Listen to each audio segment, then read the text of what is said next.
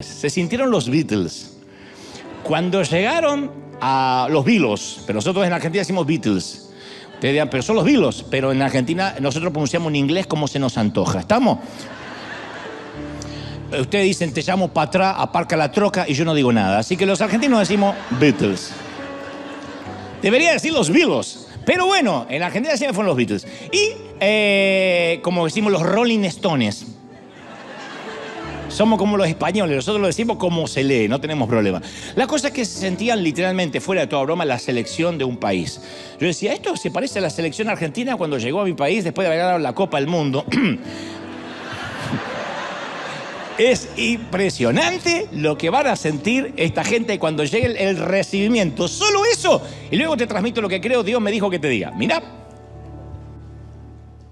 El pastor Kevin Mason, nuestro misionero a tiempo completo de River Arena en la región de Nijanga. Pastor Kev, why it's so important for the community of Nijanga to see all these people from another continent to come and serve him? ¿Por qué es tan importante el impacto en la comunidad o cuál es el impacto en la comunidad de ver a gente de otro continente venir a servirlos aquí en Nijanga? One word, hope.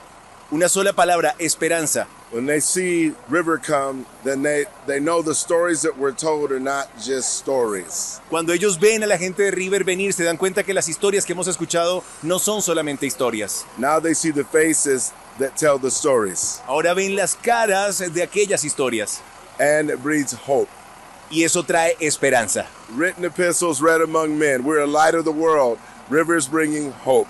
Somos cartas que están siendo escritas en la vida de hombres. River está trayendo esperanza. How are you, Dr. Bob? ¿Cómo se siente, Dr. Bob? Fantastic. What a welcome, qué bienvenida. Exactly. What the excitement of the children is incredible.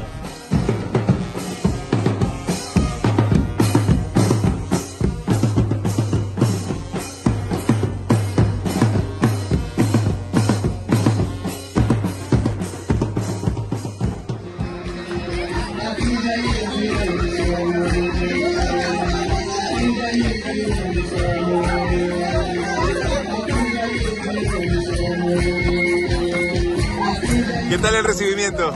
Oh, fenomenal. Emocionado. Muy bien. We got reinforcements now. ¿Estás emocionada? Emocionadísimos. Conmovidos. Muy contentos, muy emocionados de bendecir a estos nenes, estos niños tan hermosos.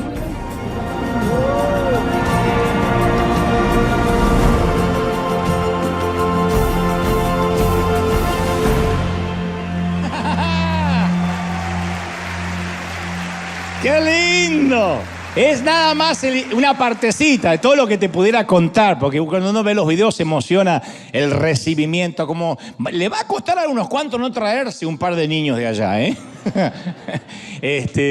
Realmente es un amor, se te pegan. A mí me ha sorprendido la primera vez que fui ver que se pegaban en las piernas, que no me dejaban y te dicen llévame contigo, donde sea, porque son todos niños huérfanos que cuando termina el día van a dormir la mayoría a la vera del río. Comen, si es que encuentran algo. Entonces nosotros los empezamos a adoptar dentro de las posibilidades. Ahora vamos a poner más camas, más habitaciones, le damos 3 comidas por día, pero para ellos somos los papás, no es un orfanato, somos los papis. Y cada vez que vienen personas de tez blanca o vienen personas de Europa o de América, ellos los reciben como si fueran literalmente enviados de Dios, ángeles. Así que estos nuestros ángeles, oramos por ellos. El trabajo es muy duro. En un ratito seguramente ellos van a estar mirando esto, si es que no lo están viendo ahora, y les mandamos un saludo orgulloso de ustedes, ¿eh? Un saludo enorme. De verdad. ¡Qué lindo! Muy bien. ¿Estamos listos, gente?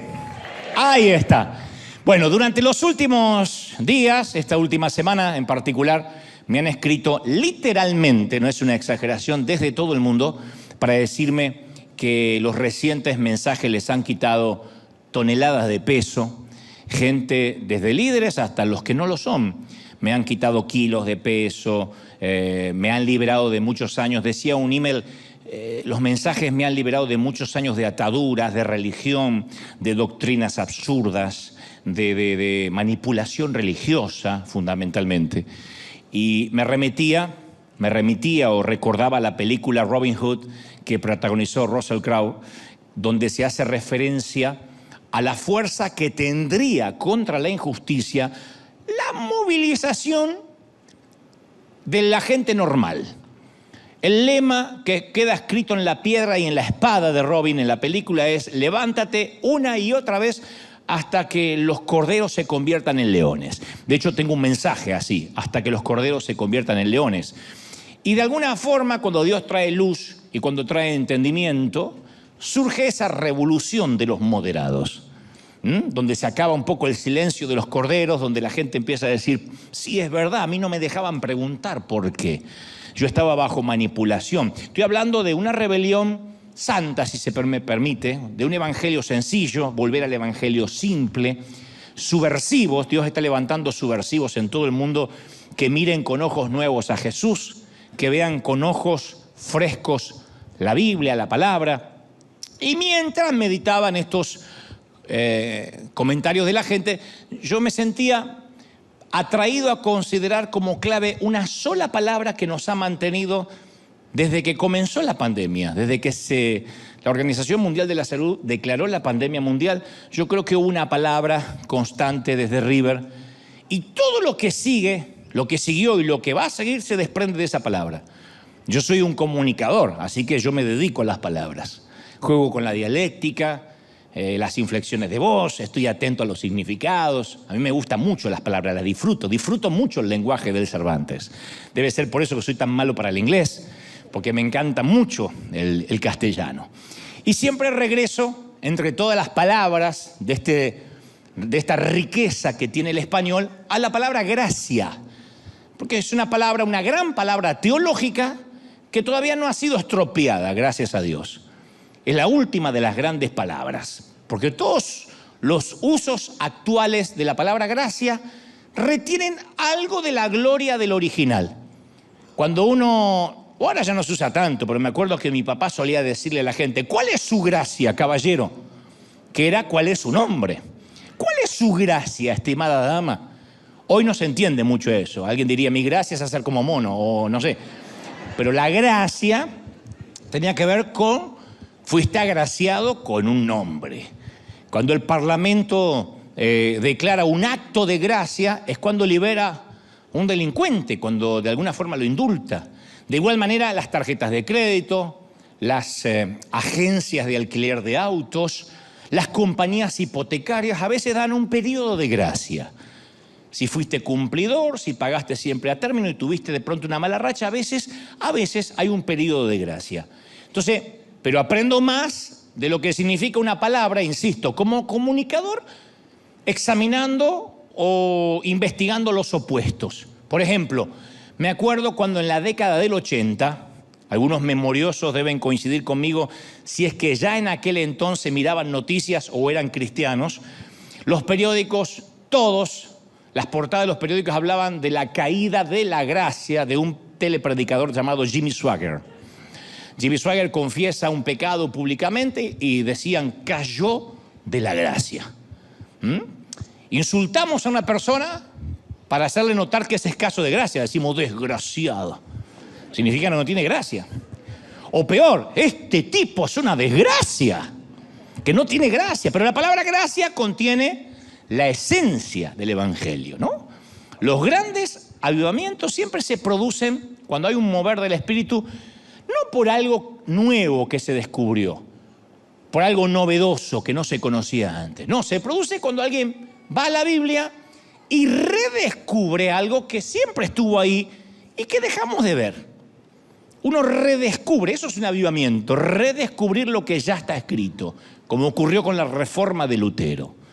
Y yo creo que hay que volver a la base de lo que significa la gracia, porque muchas veces la gente piensa que puede ir a las iglesias o puede venir aquí después de haber enderezado su vida. Hay gente que dice: no, ¿qué viene a la iglesia si yo soy un desastre, soy un desgraciado? Bueno, por eso tienes que venir a la iglesia. Pero uno piensa cuando nos invitan a la iglesia en la moral y no en la gracia. Y el legalismo basado en la moral, en lo que uno hace, es una tortura lenta, como dijimos el domingo pasado. El legalismo asfixia el espíritu, amputa los sueños.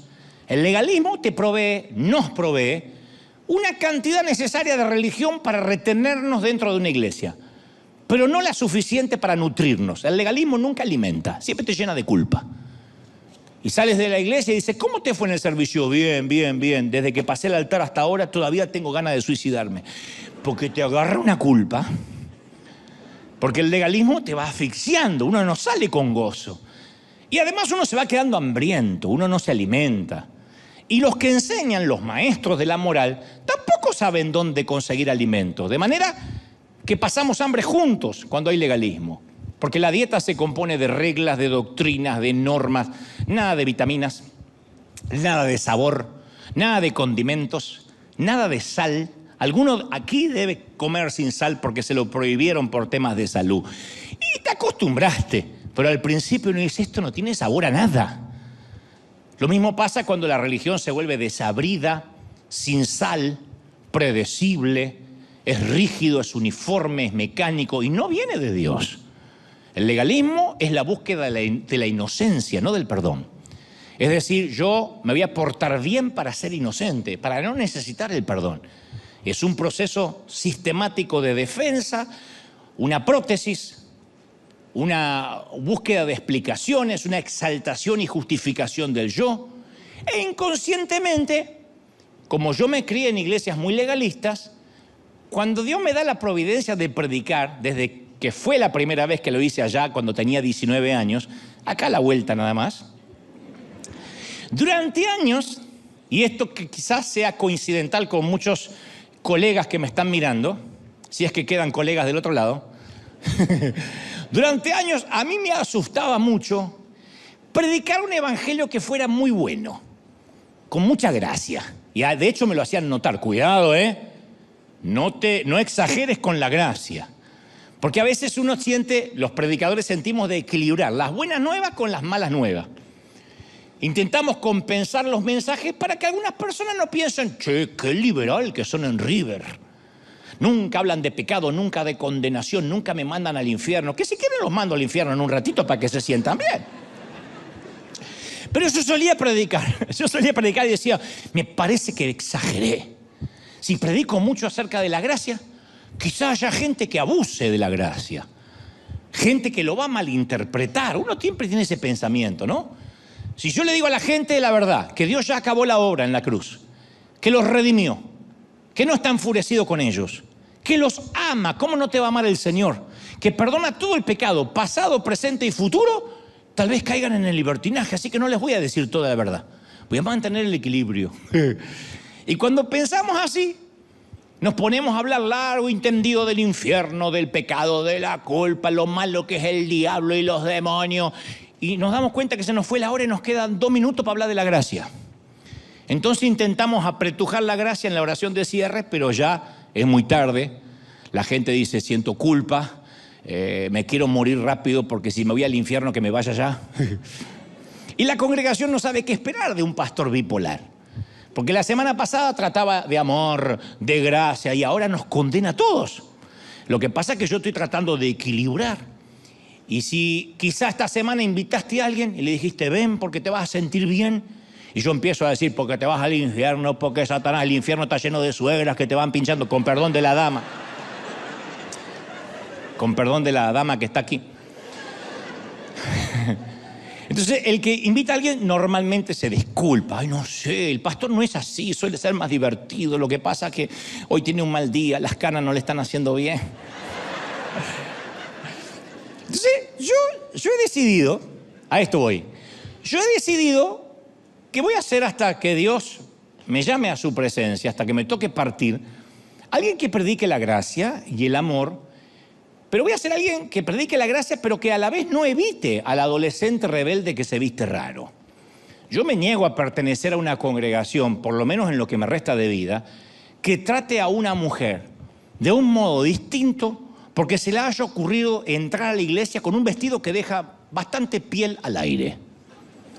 Porque los escotes no intimidan a Dios, no lo asustan. Y tal vez sea el único vestido que tenga. O quizá todas las mujeres que ella conozca se vistan de ese modo. O por ahí está desesperada, fue al closet agarró lo primero que tuvo a mano y entró a la iglesia buscando algo de amor y aceptación. Ahora, no estoy abogando por la sensualidad en la iglesia. Digo que necesitamos una iglesia que refleje la vida real, gente real, que pueda venir como sea y encuentre salvación.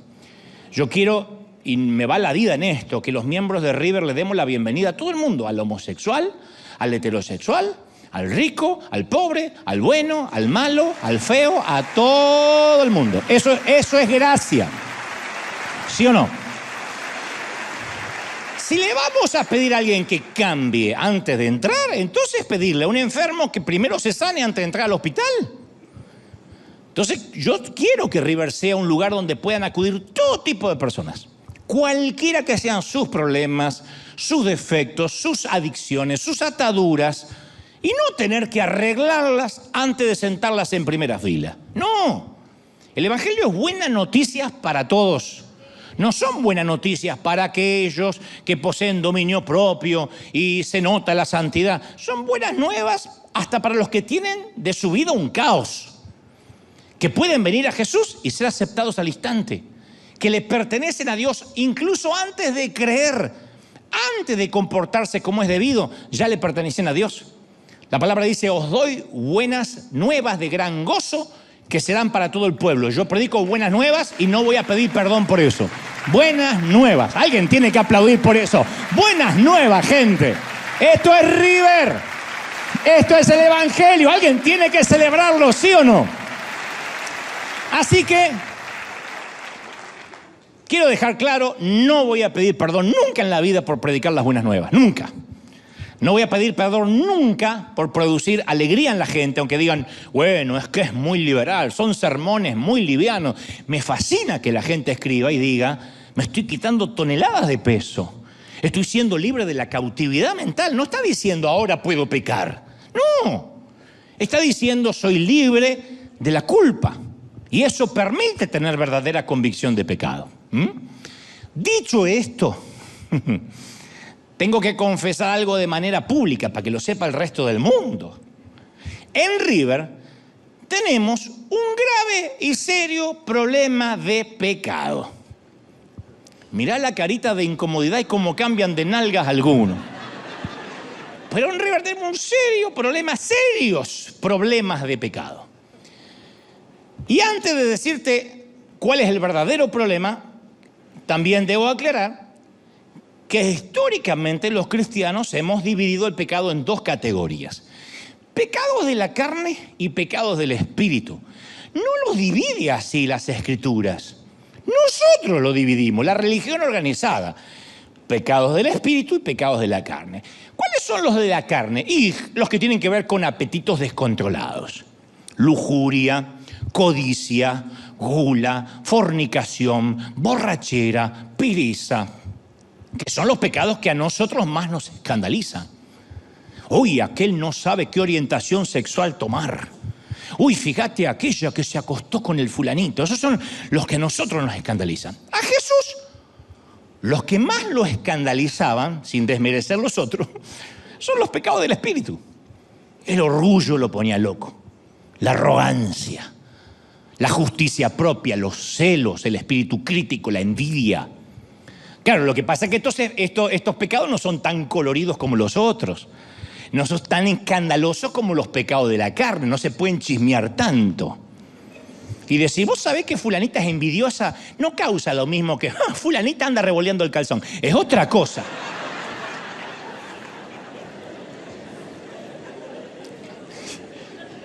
Y es muy extraño que una iglesia ejerza disciplina sobre pecados del espíritu. Raro. Si escuchan por ahí, fue removido tal pastor por un pecado moral. Seguramente no es porque era celoso, porque hablaba mal de otros pastores, porque se le notaba la envidia. El pecado del espíritu es tan grave como el de la carne, pero nadie es removido por eso. Porque las iglesias contemporáneas no nos solemos escandalizar tanto con pecados como la arrogancia, la murmuración, el legalismo. Hace una semana yo le dije a uno de los pastores de mi equipo, al pastor ejecutivo, le dije, quiero que vayas a hablar con cierto ministerio aquí de la congregación porque estoy escuchando algunos rumores, algunos chismes por ahí Y en River no se tolera el chisme, en los servidores. El resto es un hospital. Pero si quieres servir, no se tolera el chisme. A chismear en el parking house, en cualquier lado, ni siquiera en River Café. Eyectamos a cualquiera que viene con chisme, tanto para el que recibe la basura como para el que da la basura, porque esto es como el fumador pasivo. Dicen que cuando alguien fuma en un lugar cerrado, el que más sufre es el fumador pasivo, el que no está fumando pero recibe la nicotina, el humo, el alquitrán. Bueno, en el chisme es igual, el que más sufre es el que recibe. El chismoso ya está acostumbrado a lanzar su verborrea, pero el que recibe empieza a contaminarse, empieza a tener un espíritu cancerígeno sin darse cuenta. Entonces nosotros no toleramos eso. Para mí es mucho más grave que un muchacho venga con una areta en la nariz, el chisme. Y vamos a ver en las Escrituras que el Señor veía de la misma forma los pecados. Insisto, todos son iguales, ¿eh? Ese es el tema. No es que unos son peores que el otro. Pero en las Escrituras todos los culpables de pecados de la carne sabían que estaban metidos en un gran lío. No fue la prostituta a justificarse, o el cobrador de impuestos a dar razones por lo cual se dedicaba a eso. Pero iban a Jesús y lo veían como alguien en el cual podían refugiarse y obtener perdón. Y en todos los relatos bíblicos, los que pecaban de orgullo, de arrogancia, nunca iban a buscar perdón. Eran ciegos emocionales, porque creían que el chisme no era tan grave como andar acostándose con cualquiera por ahí. Y en San Juan 9:39 Jesús se dirige a los fariseos y le dice: para juicio yo he venido a este mundo, para que los que no vean, vean, y los que ven sean cegados. Y entonces uno de los fariseos le pregunta: ¿acaso estás diciendo que nosotros somos ciegos? Y Jesús le responde: si fueran ciegos, no tendrían pecado.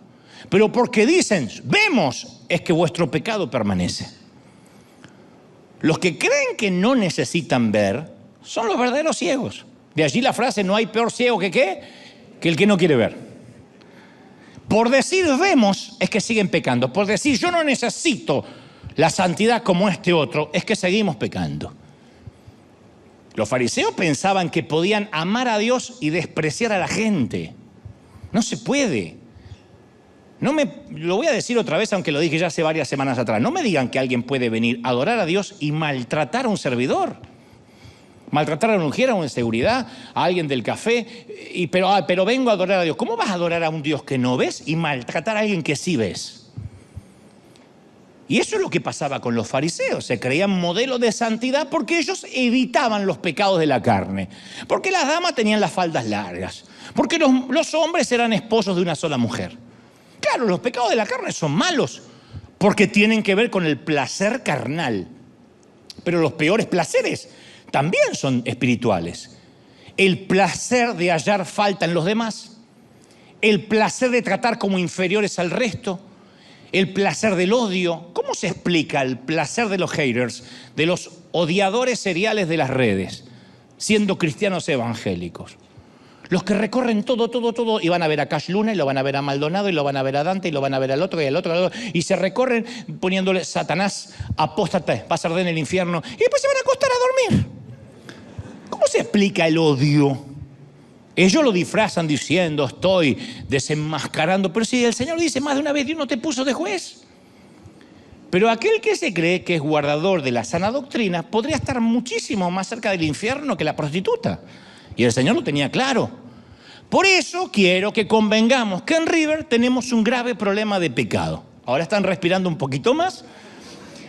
Pero quiero que quede claro, cuando hablo de pecado, ya sean de la carne y también del espíritu. Ambos son pecado para Dios. Nuestro problema no es el pecado, porque todos de alguna forma pecamos y corremos a la gracia. El problema es que todavía no podemos hablar abiertamente al respecto. Nuestro problema es no el pecado, sino simular que no tenemos ningún problema. Y esto va para miles de gente de otras congregaciones. Nos gusta la gente que pecaba en la vieja vida y pasa a contar su testimonio, siempre y cuando tenga un final feliz. Que cuente lo que era en la vieja vida. Yo antes era un delincuente. Recuerdo que en mi tiempo, cuando yo era chico, había un predicador llamado de pistolero a pastor. Y era como escuchar a Rambo. Porque el tipo decía, estaba con mi granada de mano y en un momento disparó y mató 70 policías. Y nosotros damos aleluya. Nunca llegaba la gracia. Luego creo que terminó de pastor a pistolero. Pero bueno, la cosa es que nos sorprendía porque estaba... Y nosotros que habíamos sido criados en una iglesia cristiana evangélica, queríamos irnos al mundo un ratito para ir a hacer testimonio. Porque no teníamos testimonio. Yo una vez me copié en un examen y el pistolero terminaba diciendo, te falta, pibe. Entonces...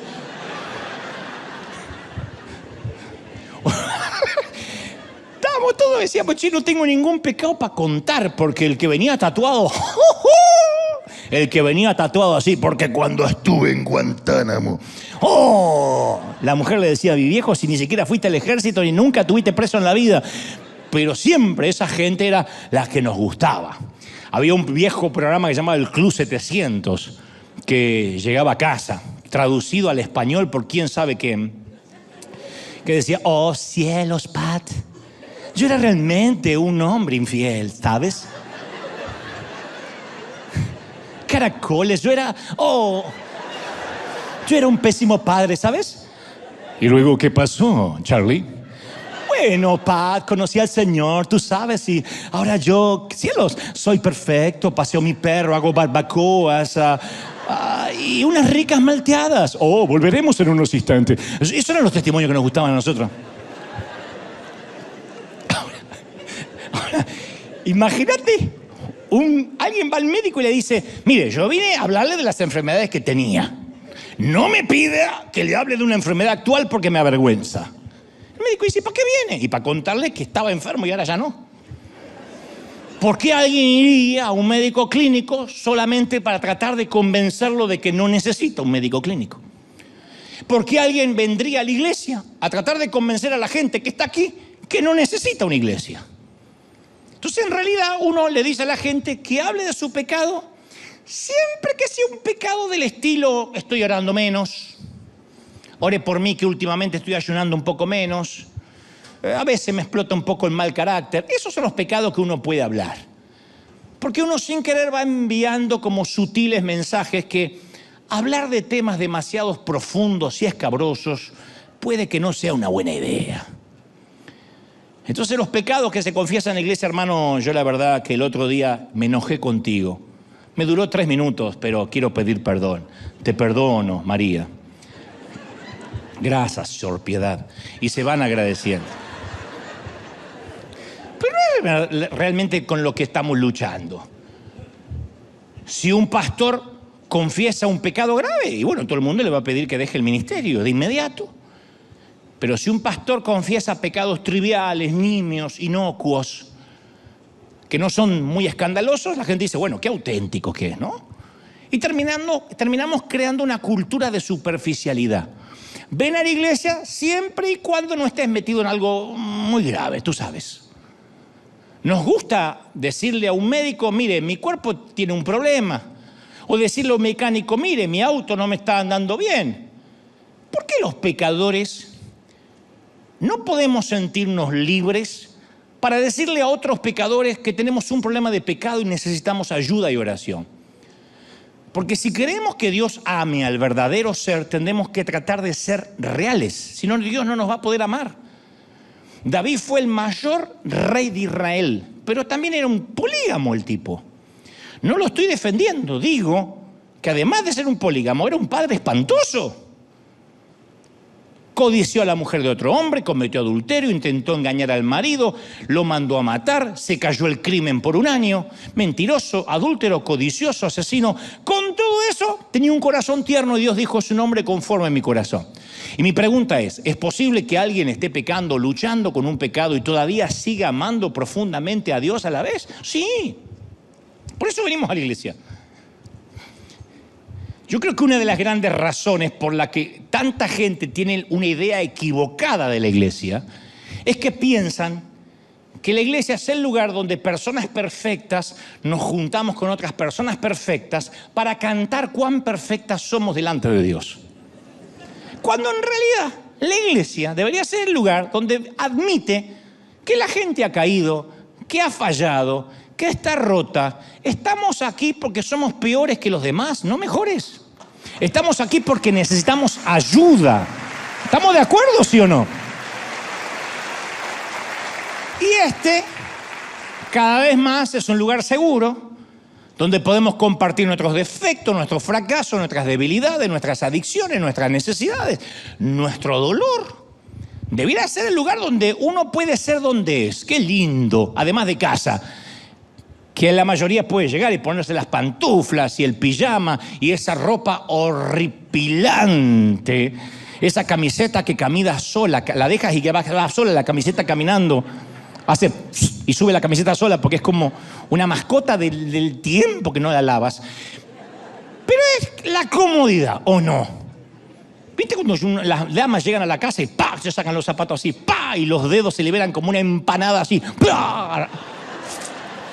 Buscan la libertad a cada dedo. Y uno dice, llegué a casa. Bueno, en términos anímicos, espirituales y emocionales, yo apunto que eso sea River. Nadie se saque los zapatos, estoy hablando de un término metafórico. Un lugar donde nadie simula ser más espiritual de lo que es. Porque cuando uno adopta poses de perfección, ahí nace la religión. Eso es religión. De hecho, esa falta de autenticidad es lo que hace que la gente mire a la iglesia, nos mire con desconfianza y nos evite. Porque la función de la iglesia es restaurar vidas. Deberíamos estar llenos siempre.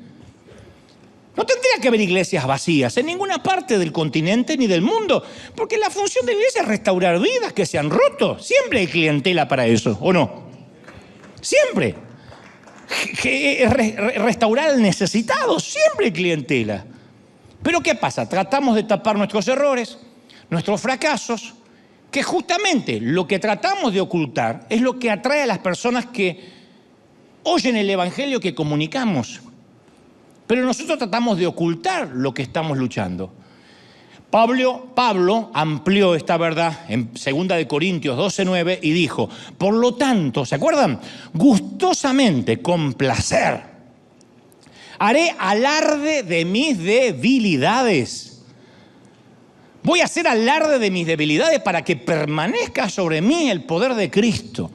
En otras palabras, yo cuando pueda voy a contar con todo lo que yo estoy luchando para que digan, si Dios y el poder de Cristo pueden estar en ¿cómo no va a estar en mí? Las debilidades atraen, subyugan, seducen. ¿Sí o no? Muéstrame un tipo auténtico, una mujer auténtica, y yo te voy a mostrar a alguien que es un líder. No hay nada mejor que alguien auténtico, no de plástico. Pero el mundo nos ve como gente que los domingos escucha al predicador para ser más perfectos durante la semana. Y pienso que por eso a veces nos miran con desprecio, con burla, porque hay como un resentimiento en el ateo o en el inconverso contra aquellos que no reconocemos el dolor y los problemas que son parte del ser humano. Cuando vienen los artistas para ser entrevistados en nuestro programa, hay una sola frase común denominador que todos en algún momento me han dicho, y es, pero al final sos un tipo normal. Le digo, y sí, si pensaban que yo orinaba agua bendita, no. Pero te vemos normal, contás chistes, no los atosigo con la Biblia, no empiezo a predicar si no me preguntan. Hay algunos que han estado 3 horas conmigo, no hablamos una sola palabra ni del evangelio ni de Dios, hablamos del clima, del fútbol, de cualquier tontería del Papa, de lo que está pasando en Ucrania. No hablamos hasta que dice, contame de esto que estás haciendo los domingos. Y ahí sí, si me prestan los oídos, yo les hablo de Dios. Y entonces me terminan diciendo, yo pensé que eras un tipo proselitista, de esos tragasanto y de feca diablos, que lo dicen de otra forma los argentinos, pero vamos a dejarlo de un modo fino, ¿no? Claro, porque está lleno de gente que postea, cristianos, que postean versículos en Instagram y palabras de aliento y frasecitas. ¿Y cuándo vimos a un cristiano que diga, en Instagram, por ejemplo, me siento triste? Me siento infeliz y necesito que alguien pueda orar por mí. ¡Ni loco! Porque creemos que uno está obligado a comunicarle las maravillas de Dios al mundo, lo cual es verdad. Pero cuando las cosas van mal, las cosas se ponen feas, las ocultamos. ¿A qué le tenemos miedo? Cuando uno oculta lo que es, dejamos de ser creíbles. Nadie nos cree de que estamos todos acá porque todos tienen la familia perfecta y todos prosperan y ninguno peca. Nadie nos cree. Entonces, cuando uno no es auténtico, genera rechazo. Proyectamos ese tipo de imagen perfecta al mundo y en realidad estamos poniendo en un lugar donde el mundo nos va a juzgar. El mundo se siente incómodo con los que se hacen ver perfectos. Y ese sentimiento es lo que hace que muchos celebren cuando un cristiano cae. ¿Por qué celebran? Porque toda la vida el cristiano se pasó la vida mostrando que era más santo. En especial si es una figura pública y prominente, no se le perdona. Enseguida van a aparecer un montón. ¿Ves? Te lo dije. Este se la pasaba mostrando a su familia perfecta. Este se la pasaba diciendo que era un ungido, condenando y señalando a todo el mundo. Y mirá lo que se le descubrió. ¿Por qué la gente lo ajusticia? Y decimos, el diablo se levantó. No, porque el que siembra justicia, ¿qué cosecha? Justicia. ¿Quién le va a pegar a alguien que toda la vida sembró gracia? Pero si alguien señaló y dijo, tu familia tiene que ser como la mía y tú tienes que tener mi santidad, el día que se caiga, el día que caiga. Por eso uno tiene que saber de una buena vez que la iglesia no tiene que ver con gente buena. Yo sé que esto puede sonar mal, pero no tiene que ver con gente buena. Tiene que ver con gente en quebranto. Está bien que no estés bien. Lo dije un montón de veces. Está bien que hay temporadas que uno no está bien. ¿Quién, teniendo a Cristo, es feliz 365 días al año? Es un cocainómano. No es feliz. El que está así, es feliz, se pasó de línea. No es que tiene a Cristo.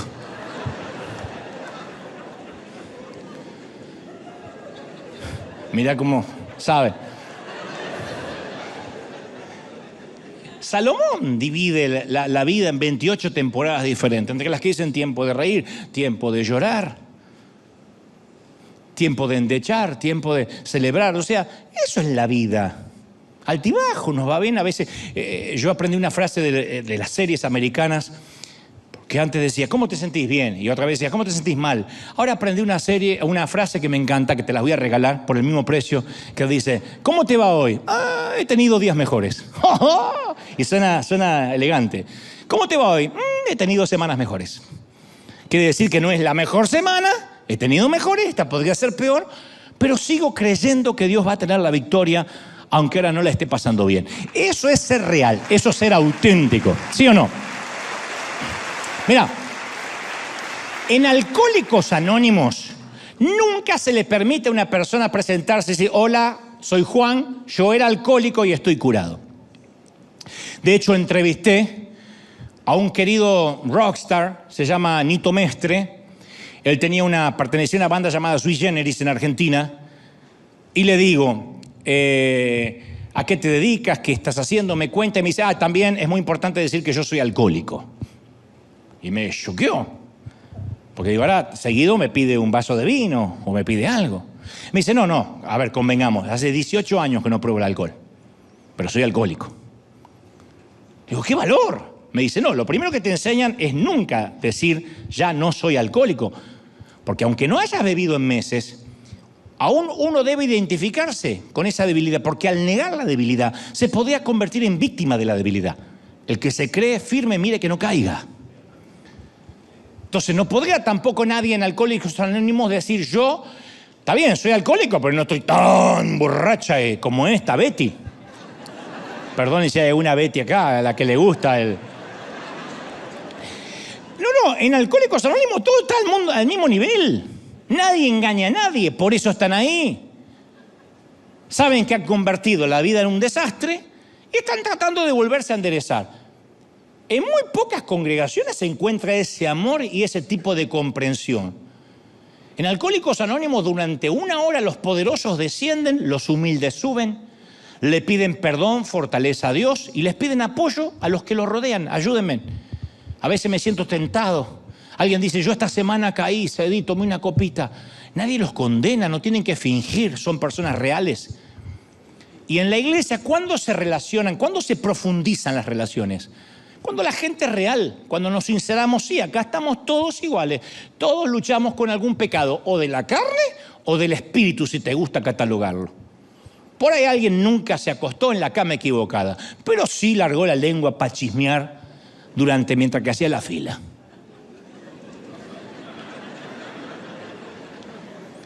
El Espíritu Santo solo fluye en la transparencia. Solo fluye en la transparencia. Entonces, cuando uno entra en la zona de sinceridad y dejamos de fingir, recién ahí podemos ser llenos del Espíritu. Antes no. Antes el temblequeo, la chiripiorca, la caída es una payasada si no hay autenticidad. No importa que te caigas, sino qué haces cuando te levantas. No importa si hablas mucho en lengua, sino qué haces con tu lengua cuando no estás diciendo palabras raras. Entonces, ocultar y fingir siempre son enemigos de la espiritualidad. Siempre. Juan 4:23, en Juan 4:23 Jesús dijo, mas la hora viene, y ahora es, cuando los verdaderos adoradores adorarán al Padre en espíritu y en verdad. Porque el Padre busca adoradores verdaderos que le adoren. Dios es espíritu, y los que le adoran en espíritu y en verdad, vuelve a acentuar el Señor, es necesario que lo adoren. ¿Qué está diciendo el Señor? En otras palabras, Dios dice, yo no voy a tomar tu adoración de una persona fraudulenta. Yo no voy a tomar ni recibir adoración de quien falsifica quién es, de quien falsifica su identidad, que se preocupa más por su imagen ante la gente que por su realidad ante mí. Yo no ungiré lo que pretende ser. Nunca, Dios nunca ungirá una mala copia. Y aclaro que autenticidad, por si alguien tiene urticaria ahora, no es andar ventilando tu privacidad. Cuidado, Nadie pida, el Señor nunca nos pide que no tengamos privacidad. Era muy privado Jesús. Lo que compartía con los 120 no era lo mismo que compartía con los 40, con los 12, y dentro de los 12 tenía 3, y dentro de los 3 tenía 1. Él tenía sus círculos. Uno cree que ser auténtico es andar por la vida ofendiendo gente y siendo grosero. No. En mi caso, desde hace años, yo decidí preservar mi vida privada. Porque entendí un día que no le interesa a nadie más que a mí y a Dios. A nadie.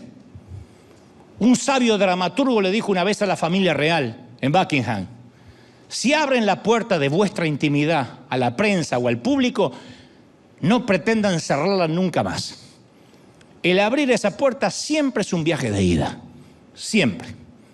No estamos obligados a mostrar nuestra intimidad para dar buen testimonio, para dar ejemplo. La Biblia nunca te obliga a mostrar lo que pasa en tu hogar. Y los que dicen es que yo quisiera saber, es la vieja excusa de los que quieren saber más, de los chismosos que quieren saber más. Hay gente que quiere saber en todo el mundo cómo es mi familia, qué auto tengo, de dónde vivo, si tengo perro, todo.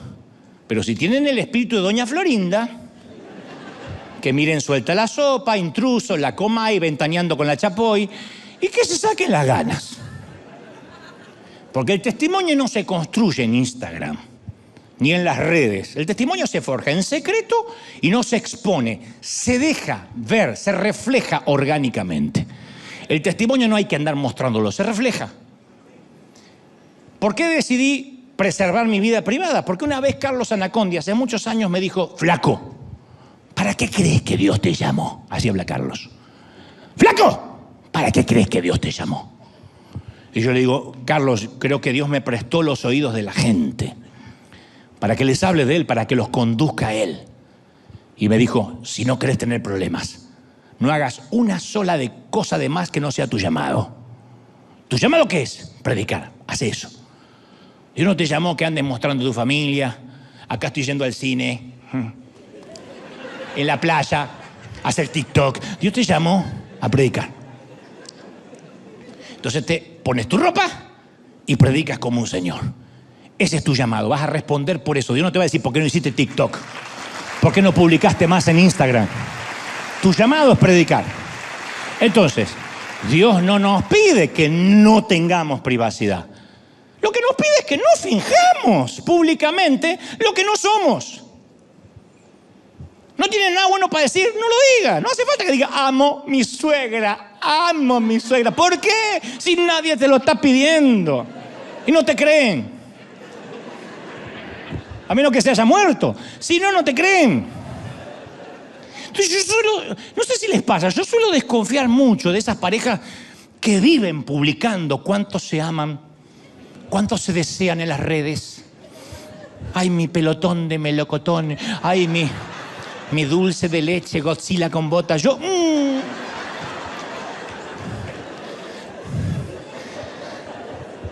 Hay un dicho mexicano que dice, dime de qué presumes y te diré de qué escaseas. Es como se decía cuando éramos, entre los solteros, cuando éramos muchachitos, una de las frases que aprendí de mi papá me decía, nunca lo quiero usted escuchar hablando mal de una mujer. Jamás. Ni lo que hizo no lo dejó de hacer. Porque los caballeros no tienen memoria y las mujeres no tienen pasado. Entonces yo a veces tenía mal de amores y quería andar contando, cuidadito, no hable de ninguna chica, las mujeres no tienen pasado. Yo decía, condenada, no tienen pasado con todo lo que han hecho. Pero era un código que tenemos esta generación que nos estamos yendo, los últimos caballeros. Los caballeros no tenemos memoria, no recordamos, no hablamos.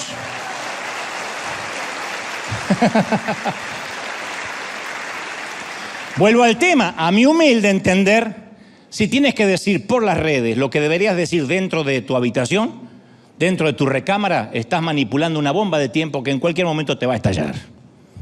Hay algo que no estoy diciendo, no estoy bogando en contra de ser expresivo. Digo que cuando hay gente que es demasiado empalagosa en público, cuando ves una parejita que tiene así, que se van envolviendo así por abajo y se están tocando así, danger, danger, danger.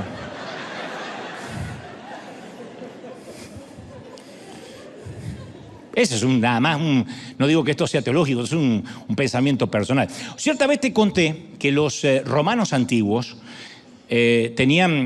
solían premiar las esculturas griegas antiguas por su excelencia estética.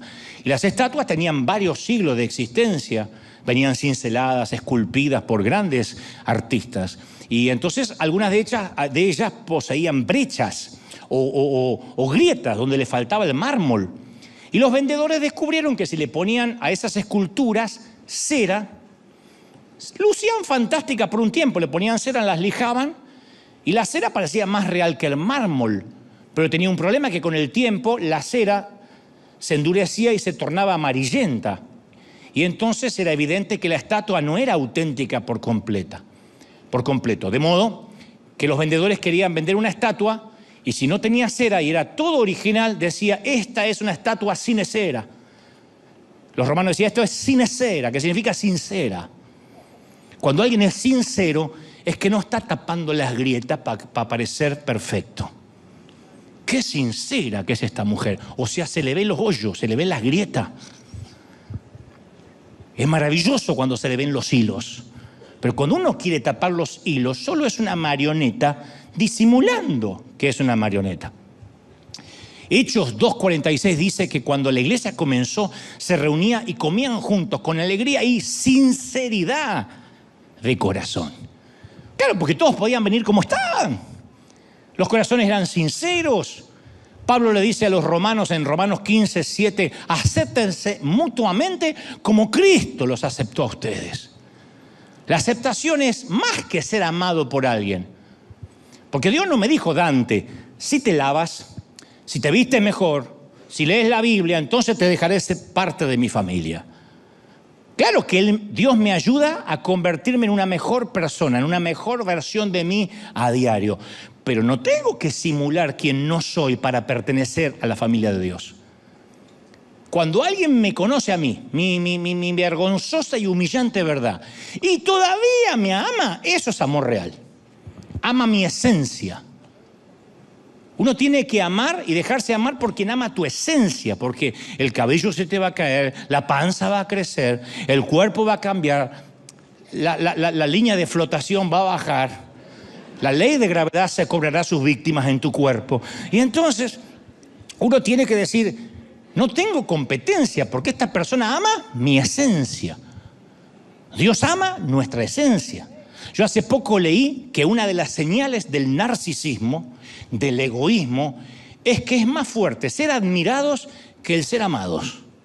Por eso hay tanta gente que quiere ser famosa. Por eso hay tanto que se desesperan por tener más seguidores en las redes.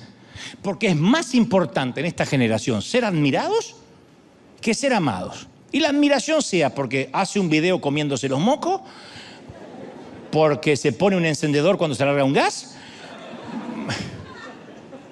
a la que se rió fuerte capaz que lo hizo, porque anda en skate, porque baila. Tengo millones de seguidores. ¿Pero haciendo qué? ¿Te ama alguno? No. Te van a cambiar por otro imbécil que hace otra pavada peor. Es doloroso, pero es verdad. Ese es el flagelo de las redes sociales. Simular que somos felices para que nos admiren. Y cuando uno se va rodeando de seguidores o de relaciones superficiales, estamos rotos. Necesitamos sanidad, pero no nos sanamos porque todo lo que nos rodea son gente superficial.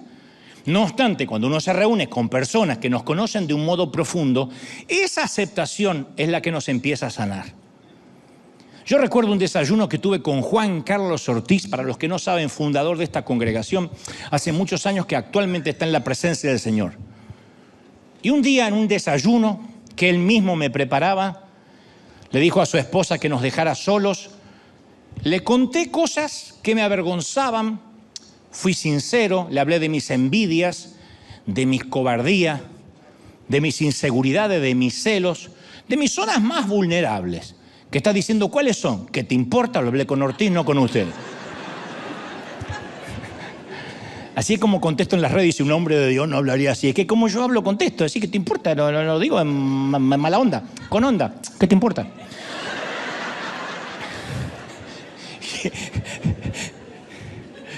Lo que pasa es que cuando me leen en las redes, hago un paréntesis, es como una vez oí que decía, yo siempre siento que Dios me está retando.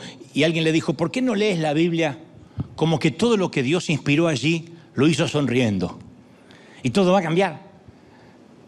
No leas, no matarás. Dios te dice, no mates.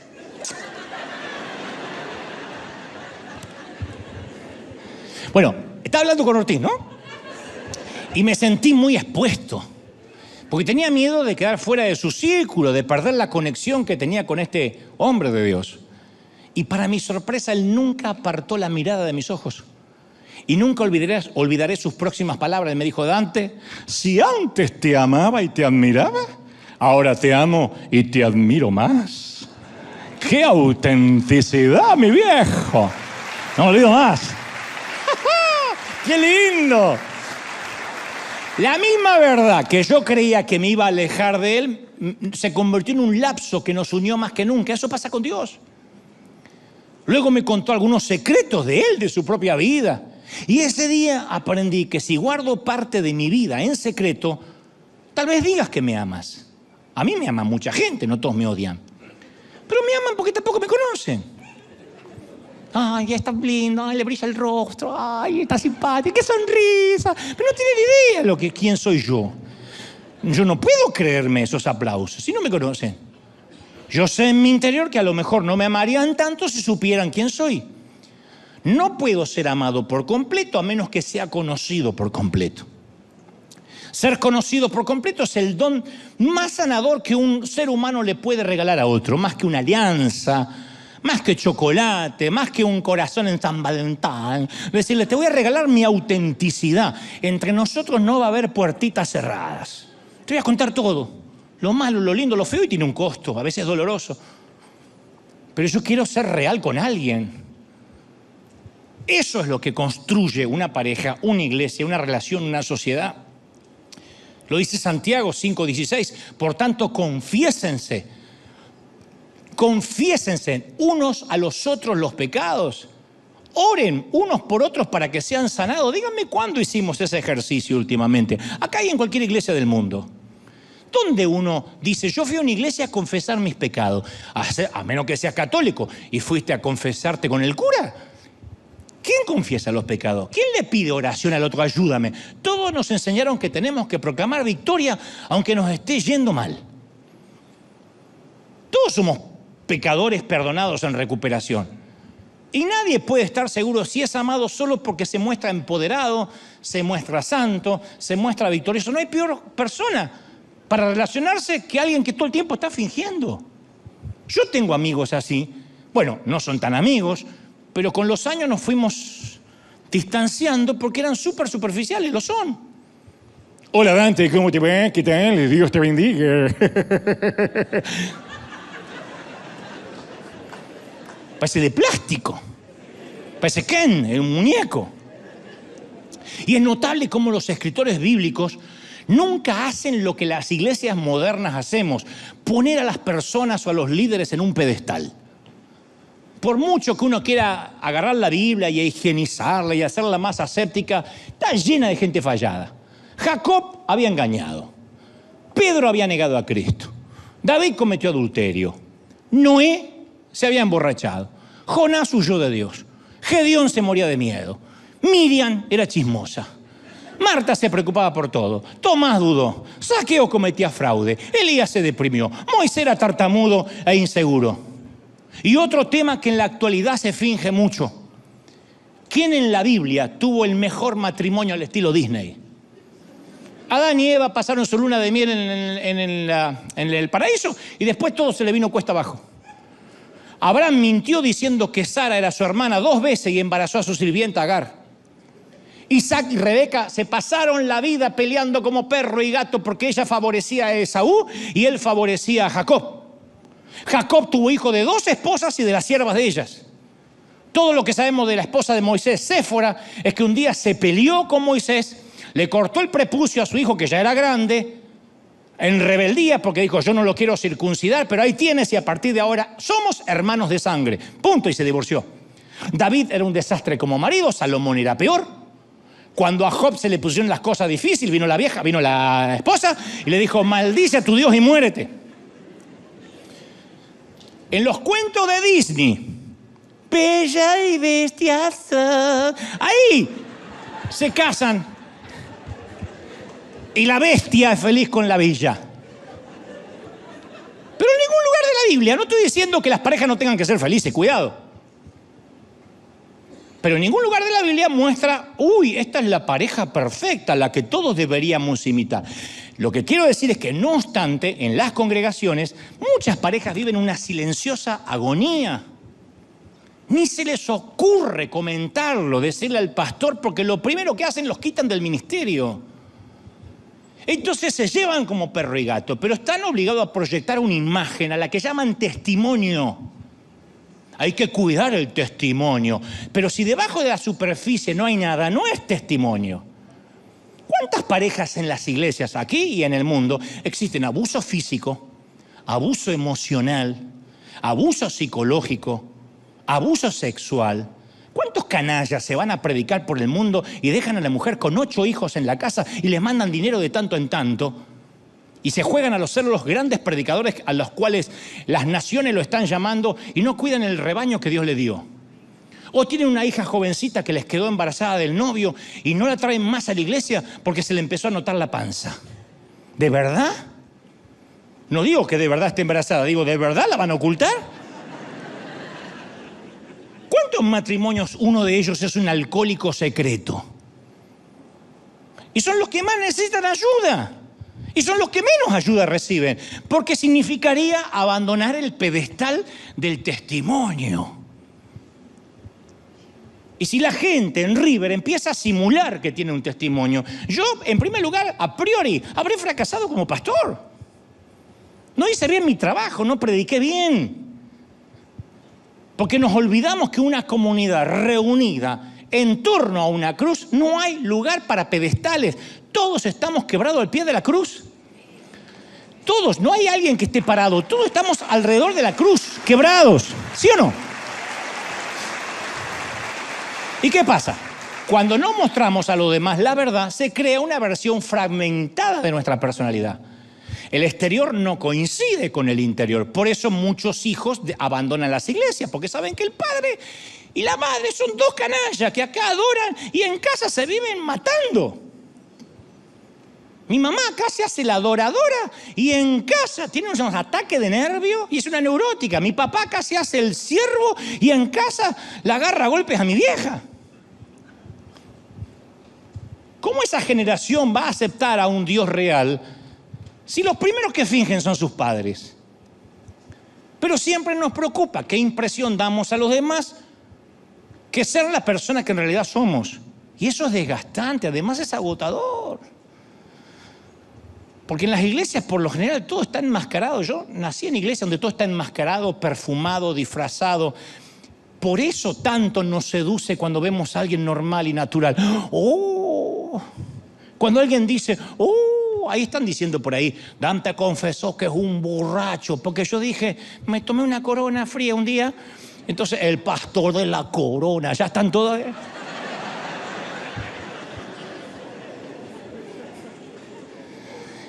Eso también, capaz que se toma una corona de tanto en tanto. No será el mismo pecado porque será Heineken la de ella, qué sé yo. Pero yo me animé a decirlo. ¡Oh! Ya soy un borracho. Tendré otros defectos, pero hasta ahora no he sido un borracho nunca. Entonces, si hay un lugar en el que deberíamos ser nosotros mismos, es en la iglesia. La iglesia es el lugar para confesar los peores pecados, lo bueno, lo malo, lo feo. Todo debería estar aquí. Y dejemos de ser nosotros mismos para ser otros. Es lo que produce que Dios aparte su mano, quite su unción. Quedamos atrapados en una mentira. Y lo peor, nos convertimos en la mentira que mostramos. Y no sé por qué apreciamos tanto el qué dirán de la gente. Dios dice, te tiene que importar lo que yo digo. Sí, yo sé, Señor, pero déjame que esto es importante. Es mi cuñado el que me está mirando. Desde la cuna a la tumba nos presionan por la mirada del otro, para que ellos decidan quiénes somos. Van a verlo en las redes. ¿Por qué ustedes en River usan ropa negra? No es la forma de vestirse de un hombre de Dios. No pierda la senda antigua. Nombró versículos de la Biblia, pero no lo vi leer de las Escrituras. Si hay un lugar donde se debería celebrar la diversidad, es en la iglesia. La santidad no es uniformidad. Una misma manera de hablar, una misma manera de vestir, de saludarse, como si fuéramos Corea del Norte. No. Porque eso es una espiritualidad superficial a nivel piel, un rebaño clonado que no es bíblico. La Biblia nos describe como un cuerpo y cada persona es una parte distinta del cuerpo. Por eso no creo que en realidad estemos comprendiendo en profundidad aquella frase, vine a liberar a los cautivos. Significa mucho más que la libertad del pecado. El Señor vino para quitarnos la camisa de fuerza, el chaleco de fuerza psicológico de la religión. Porque cada vez que pecamos pensamos, tengo que hacer lo imposible para que no se enteren los hermanos, que no se entere el pastor. Y entonces mantenemos una vida superficial. ¿Qué importa que se entere el pastor si el pastor es igual a ti? Entonces nos sacamos la selfie de la familia perfecta, vivimos para las redes, adoptamos fingimiento como un modo de vida. Si eres feliz, muéstralo. Si no eres feliz, simúlalo, como si fueras feliz.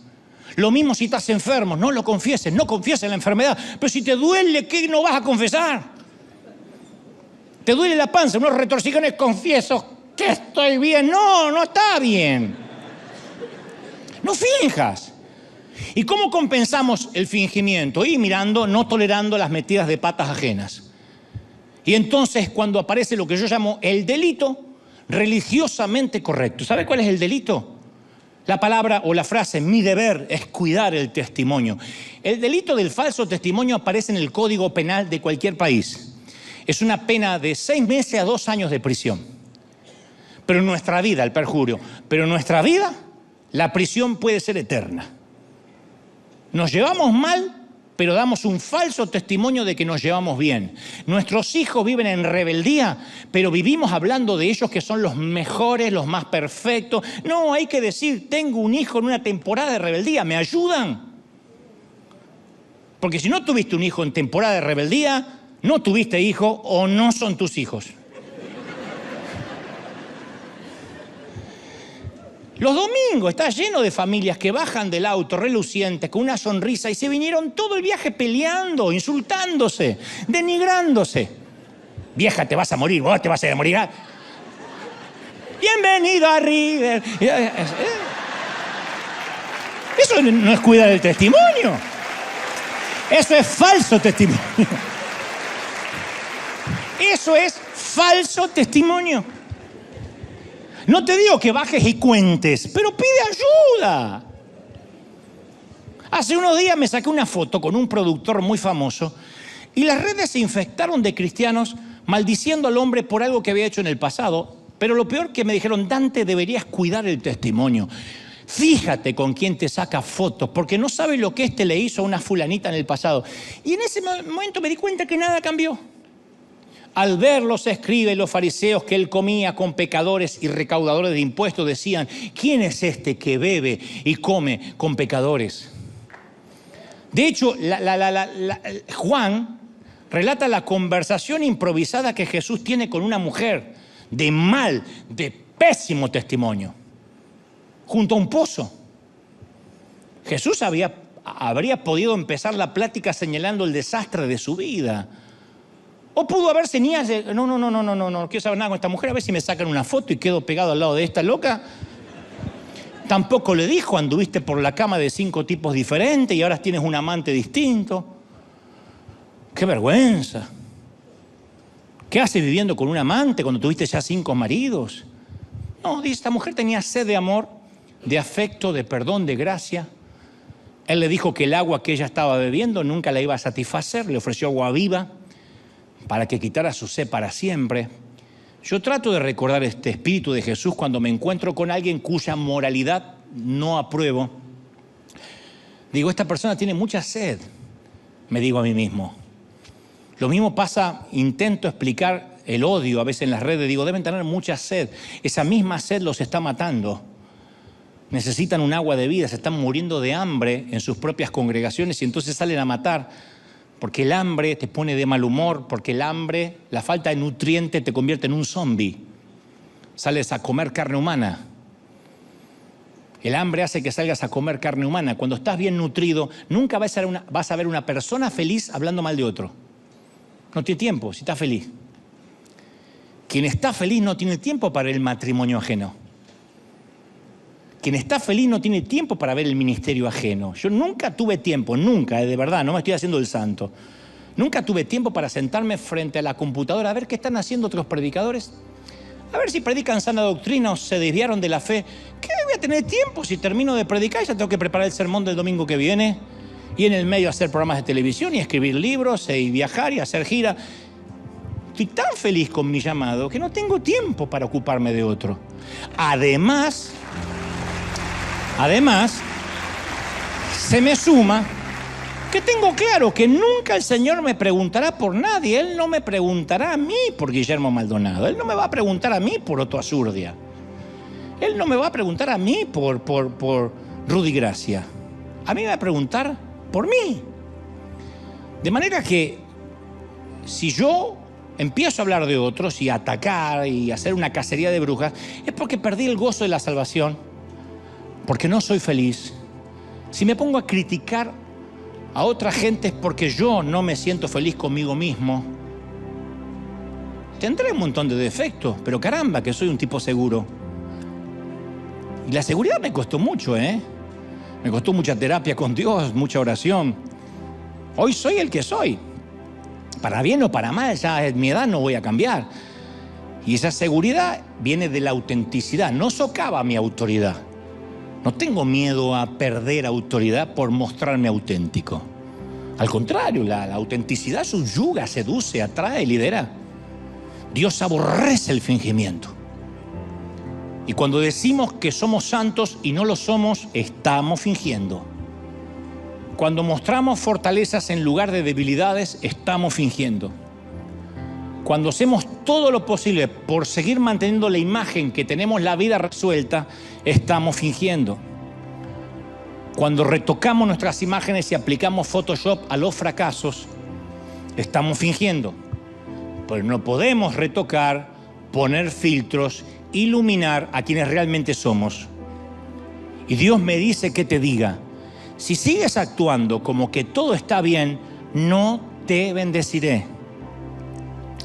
No tomaré adoración de una persona fraudulenta de quien falsifica su identidad, que se preocupa más por su imagen que por su realidad.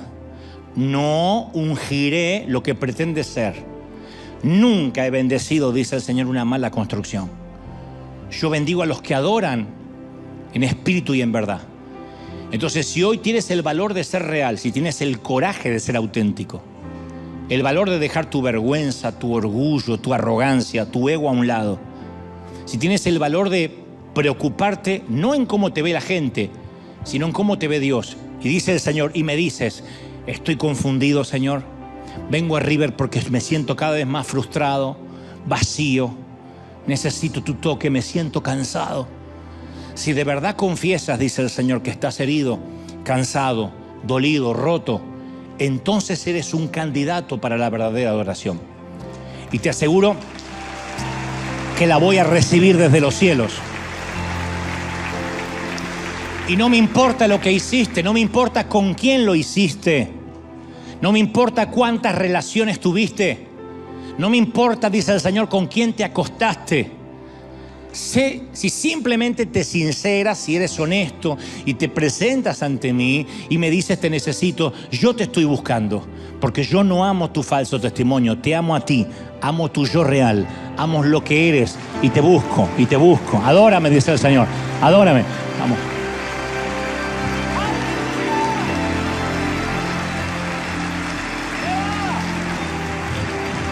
Te exaltamos, Rey. Dale un aplauso grande al Señor. Grande, grande, grande. Exalta. Hay realidad en River. Hay realidad en River. Hay realidad en River. Bendito eres.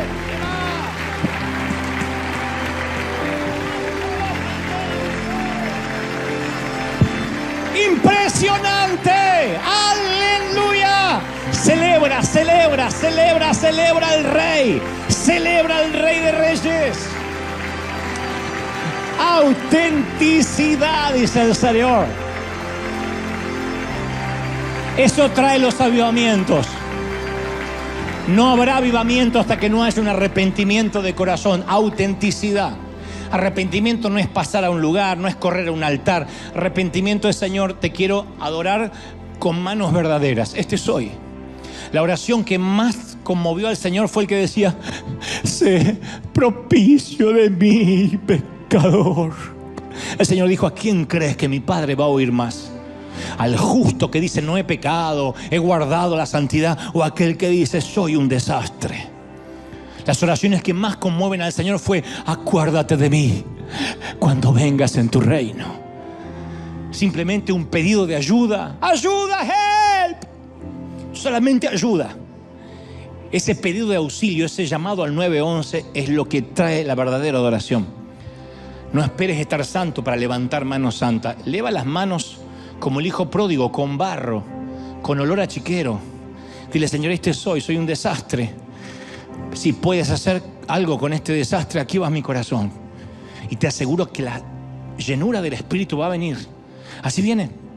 Así es como viene. Los momentos de mayor llenura en mi vida fue en los momentos que más había tocado fondo. Y le dije: Señor, soy un desastre. Y el Señor me decía: así te quería tener. Adórame. Y en tu desastre yo me voy a glorificar. Y vino la sanidad, y vino la limpieza, y vino la purificación. Así que te invito aquí en casa a levantar las manos donde estés y a adorar en espíritu y en verdad. En espíritu y en verdad. Ni siquiera hace falta cantar una canción. Ahí estás adorando con tu vida. Dile: Señor, aquí va mi corazón en espíritu y en verdad. El Señor sabe lo que hiciste, lo que viste en internet, lo que hablaste durante esta semana. Escuchó tus llamadas telefónicas, miró tus textos. El Señor hurgó en tus pensamientos. Dice el Señor: yo he estado en la intimidad y te he hurgado y he visto con lo que estás luchando, hijo. Mija, yo te he visto con lo que peleas. Pero si te atreves a levantar manos y adorarme, yo me voy a glorificar. El Espíritu Santo viene donde hay adoradores en espíritu y en verdad. Entonces no adores en la carne, adora en espíritu. No adores con mentira, adora en verdad. Dile: Señor, te necesito. Te necesito, Señor, lléname, lléname, lléname. Todos orando, todos. Todos. Aquí en casa comiencen a clamar, a orar. Llena, llena, llena, llena el trono de Dios con verdadera adoración. Hay un espíritu de quebrantamiento, un espíritu de arrepentimiento. Uy, cómo te ama el Señor. Cómo te ama el Señor, príncipe. Cómo te ama, princesa. Cómo te ama el Señor. Mira, mira, mira, mira. Adora al Señor allí en casa, con siervos queridos, pastores amados. Dile al Señor: Señor, no estoy en ese lugar de privilegio porque haya hecho algo que me lo merezca. Soy barro nada más, pero me gloriaré, haré alarde de mis debilidades para que sobre mí se glorifique el Hijo de Dios. ¡Uy! Eso ocasionará avivamiento, revival verdadero en todo el mundo. No son la cantidad de horas, no es cantar por horas, no es gente teniendo convulsiones, no es baile, es simplemente corazones arrepentidos en espíritu y en verdad. Y allí fluye el espíritu. Impresionante. Todos. Padre, he transmitido lo que creo me has dicho que diga tu pueblo, tu ejército. A los que están por primera vez en el resto del mundo y aquí, digan: Señor Jesús, entra en mi vida, entra en mi corazón. Transfórmame ahora. Pueden sentirlo, hay una unción tan fresca, tan fuerte. El Rey está en casa. El Rey está aquí en la casa. Y algo está ocurriendo, autenticidad. Dile: Señor, soy. Muchachos, no finjan, díganle: soy. Mira que estoy confundido, mira que he metido la pata, mira que el enemigo ha hecho estragos esta semana conmigo. Vamos, dile al Señor: soy. Y vas a ver cómo la gloria desciende, cómo un nuevo espíritu cae, cómo la gloria desciende de manera que empiezan muchos a recibir bautismo del Espíritu. Ahí está. Dejen que algo empiece a ocurrir. Algo está ocurriendo aquí en River, impresionante. Uy, más, somos miles. Vamos, eleva una oración, pero de verdad, en espíritu, en verdad. Clama: Señor, ten misericordia de mí. Y la gloria descenderá, momento a momento. Uy, minuto a minuto. Impresionante, más, doble. Triple, cuádruple unción del Espíritu. Más. Padre, una gloria fuerte desciende, quebranta. Fuego que no se acaba, que no se consume. El Señor toca como el profeta tus labios con carbón encendido del altar. Y se purifican tus labios. Se purifica tu ser. Se purifica tu corazón y tu alma. Oh, recibe más. Es impresionante lo que Dios está haciendo aquí y en el resto del mundo, porque se levanta, se acabó el silencio de los corderos controlados, la gente manipulada. No es el hombre el que te manipula, porque eso es culpa, es convicción de pecado, y eso es el Espíritu. Y cuando el Espíritu Santo trae convicción de pecado, se suelta sobre ti una purificación que solo puede provenir del cielo, divina. Recibe. Vamos, ya casi nos vamos, pero levanta las manos una vez más como señal. Aquí en casa, en el hogar, en los living, en las salas, donde lo estés mirando, en el hospital, en las cárceles. Uy, presencia de Dios llena, imparte, imprime doble porción del Espíritu, más hasta